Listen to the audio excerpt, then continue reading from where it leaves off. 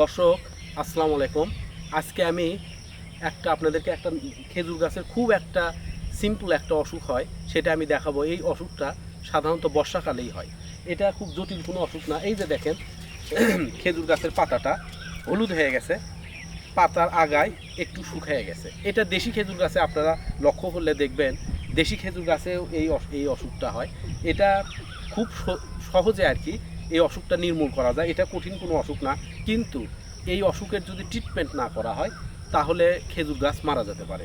তো এটা নর্মালভাবে নেওয়া চলবে না। যেমন আমার এই খেজুর গাছটা হয়েছে, আমি আসলে অতখানি গুরুত্ব দিইনি। এটা আমার একটা পুরুষ গাছ, এই জন্য আমি অতখানি করিনি। তবে আমি অলরেডি ওষুধ ছিটানো শুরু করছি।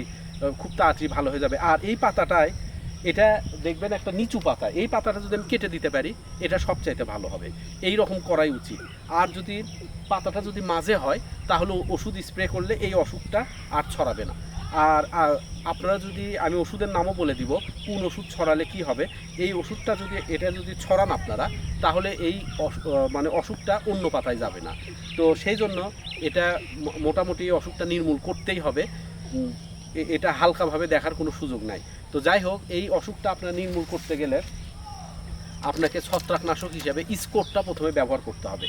খেজুরের মাঝের পাতায় যদি এই রকম হলুদ হয় তাহলে পাতাটা কাটা যাবে না। সেজন্য আপনাকে ওই সময় স্কোর ব্যবহার করতে হবে যাতে অন্য পাতায় অসুখটা না হয়। আর এইরকম যদি নিচু পাতায় হয় তাহলে পাতাটা একেবারে কেটে ফেলে দিয়ে বাগান থেকে অনেক দূরে সরে ফেলে দিতে হবে। এবং এক্ষেত্রে টিল্ট ব্যবহার করা যেতে পারে। এই মাসে 3 বার যদি টিল্ট ব্যবহার করা যায় তাহলে একেবারেই অসুখটা নির্মূল হয়ে যাবে। আর যদি মাঝের পাতা হয় আপনারা মনে রাখবেন স্কোর ব্যবহার করবেন। স্কোর ব্যবহার করলে হবে কি, এটা অন্য পাতায় আর যাবে না এবং এটা নির্মূল হয়ে যাবে।